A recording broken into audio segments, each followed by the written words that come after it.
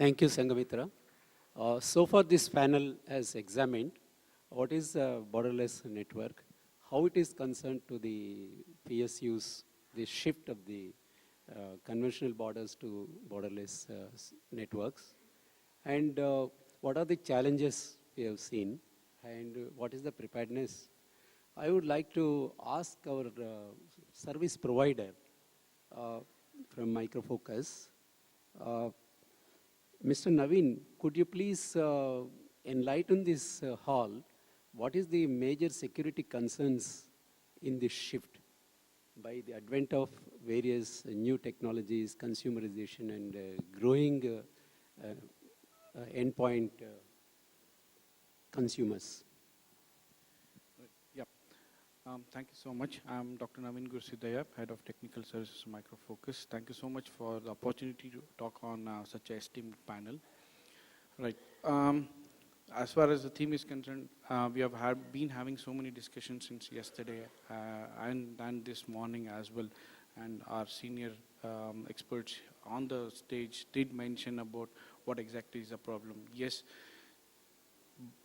they say that humanity does not have border, right? Now we also know that insecurity does not have a border. Recent example was what happened in US on Sony. I'm talking about the international borders, right? Not a boundary of security parameters. I'm going one league up higher. Other countries, in order to attack the system of a rival country, are paying a third country to make those hacks and breach the security.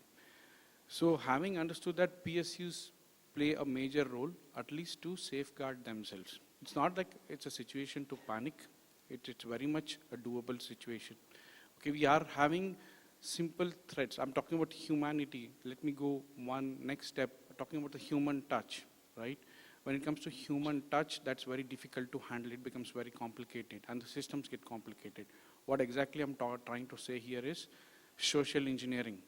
All of us know that social engineering is one kind of a threat. We don't know from where what comes and hits us, which they say bolt out of the blue, right? We put in all the firewalls, the security measures, everything are put in place, but social engineering just breaks it at the drop of a hat. We have to have policies in place, educative programs in place, where it says that how a person can be a victim of social engineering, how a person who is trying to misutilize or utilize social engineering and gain the secure credentials of a company or a PSU or a data center, how that happens. The answer is already given by the Honorable Minister yesterday. It's analysis, right? Security is a context. When a person starts talking to you, blabbering something, you just tell, hold on, in what context are you trying to tell me this? Similarly, security is a context. We have to put all those aspects related to identity, access, governance, security in one understandable parsing engine, right? That's when the context sits in place, and take this with this, as Mr. Vijay and Mr. Tagras also was saying, this information is key. With the rich information, the decision maker becomes intelligent and can take the right decision. He need not have to spend too much time in thinking or taking opinions. Right information makes the decision maker intelligent, taking the smart decisions. Right? So analysis is the key. Identity, access, governance, access and authentication, secure user monitoring. Everything is in place, but is there an activity which is fine? The so-and-so person has to log in at 10 o'clock, he has logged in, and he does this activity, log out at 6 o'clock. But if he logs in at 3 a.m. in the morning and does some other activity, there has to be a system in place which alarms saying that there is a breach in user behavior. So all those aspects, the private enterprises like us are very much eager to partner with PSUs. And PSUs also are ready to welcome this thought, but they're ready to change. But how to bring in that change? Even if we are ready to give it free of cost, the headache is how to bring in that change. Now the innovation has come to such an extent that whatever it is already there, that can be respected, and enhancement can be brought in, right? If a person who wants to come on the dais is wearing formals and a tie, If I tell him I'll give you a new pant and a shirt, he would find it difficult to change it on us. But if I give him a blazer which goes well with his dress, he would be ready to wear it because it enhances his look. That was a simple analogy. What I would like to say is that's how the private enterprises like us are willing to work with PSUs to bring in that very much needed change and innovation and make it much more secure for the parameters to work in. Thank you so much. Thank you, Naveen. The discussion is very interesting.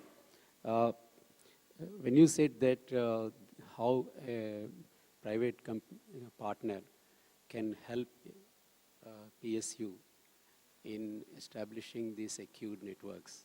A minute, how do you address to provide effective service to PSUs? Any private company? Yep. That will be the last question.